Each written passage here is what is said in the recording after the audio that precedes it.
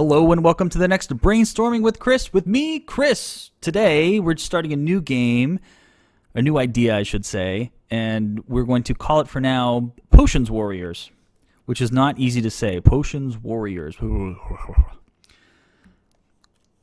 Just a little note I wrote down, so we're gonna see how far we can go with this in the next 20 or 30 minutes. So, the idea of this game, there are players are...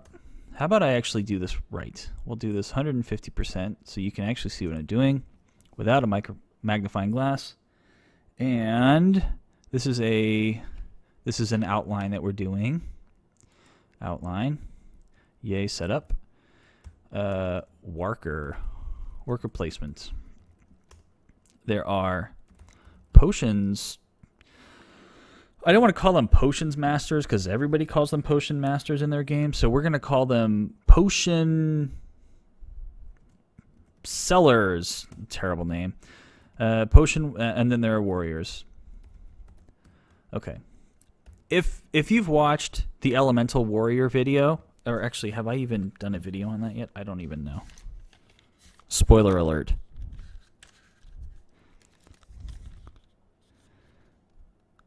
Place traps, that's not it. Jumping mechanic, that's not it. No, okay, I think I've done the Elemental Warriors already. Battle training cards, yep, check off. Okay. Right. So, what were we talking about? Something about potions and warriors? Yeah, I'm on my game today. All over the place. Okay. Worker placement, potion sellers and warriors. Players are going to control both. Players will control both sellers and warriors. So it's almost like it's going to be two games in one. And here's the concept. Warriors are going to attempt quests. They need potions to help them succeed. Potion sellers will be... Oh, okay. Well, circular reference, but we'll come back to it. Potion sellers will be selling these different potions to different warriors.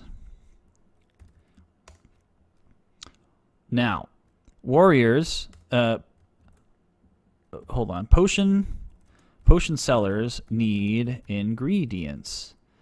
For the more rare stuff, they need warriors to get ingredients. For more common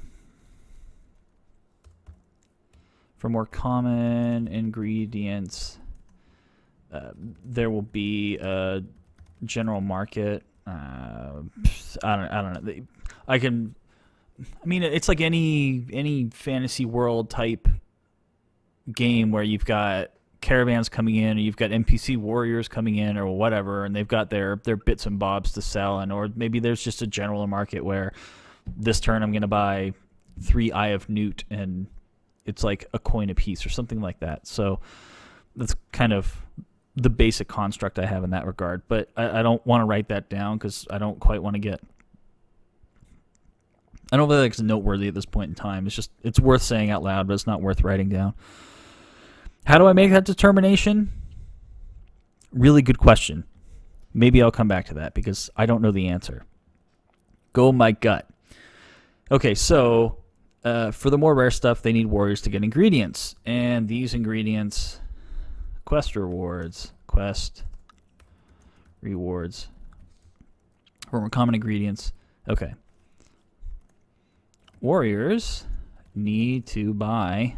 Oh, did I already say that? Warriors they need to buy potions for them to succeed. Right. So here's the catch. And this is the inspiration of the game. Potions over time will go bad. So the idea is the game becomes a balancing point for everybody because potion sellers can generate potions, but how long are they going to last on the shelves? You can make some better potions that have a longer shelf life. You can make stronger potions that may not have as long a shelf life. You can get upgrades in your shop that maybe there will be some sort of refrigeration or something that maybe has to be warmed all the time in order for the potion to be... Oh, that's really good. Note, some potions need to be kept warm, and which not a big deal for store owners, but for warriors, that would be a big deal. How are you going to keep the thing warm while you're on your trip? I mean, if it's kept at, what, 90 degrees? No, that's not a good example. If it needs to be kept at 110 degrees Fahrenheit,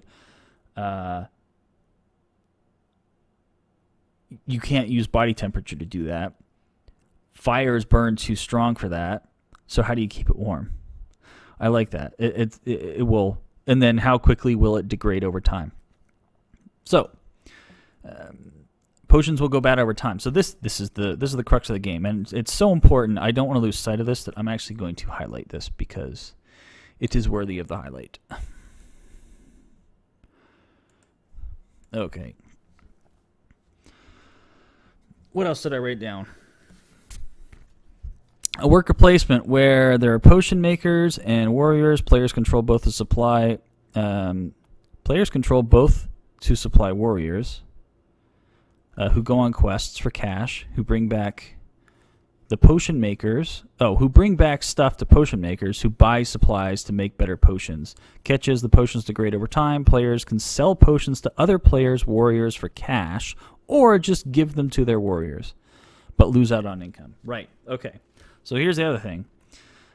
Players will be selling their potions to one another, or they can give the potions to their own warriors.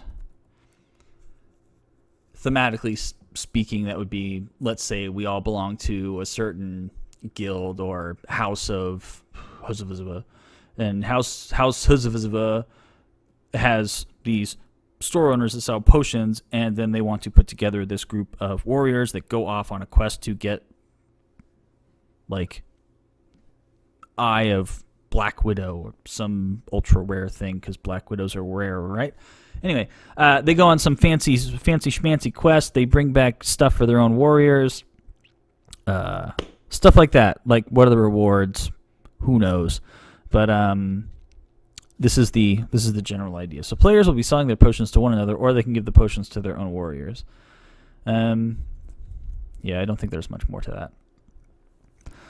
So, I mean, honestly, that's kind of it for this note. I don't have much else. That was the end of the day on that day. So, do I want to put anything else on here, or is this just a nice little game idea to be set aside for another time?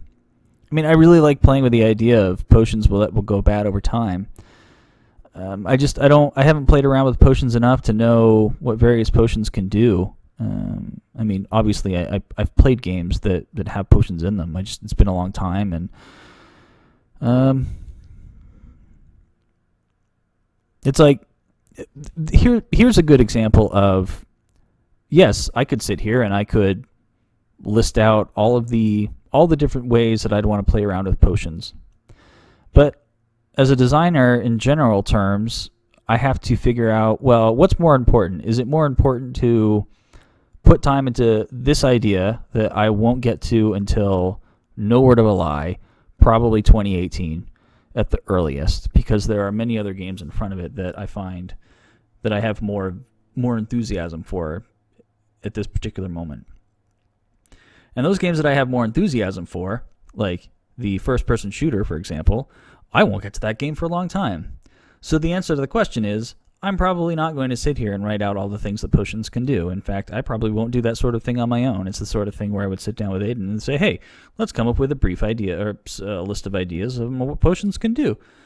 And that's really the huge advantage of having a co-designer or having somebody to talk to on a regular basis that has a similar, not a similar designer perspective, but approaches games with a designer's mindset, a willingness just to kind of spitball different plans and ideas.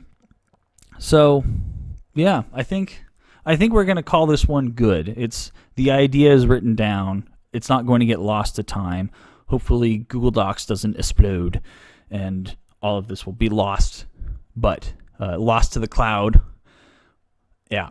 So that's it. That's my spiel. So thank you for sticking around. As usual, any thoughts, cares, questions, concerns, please leave a comment below and I'll get back to you.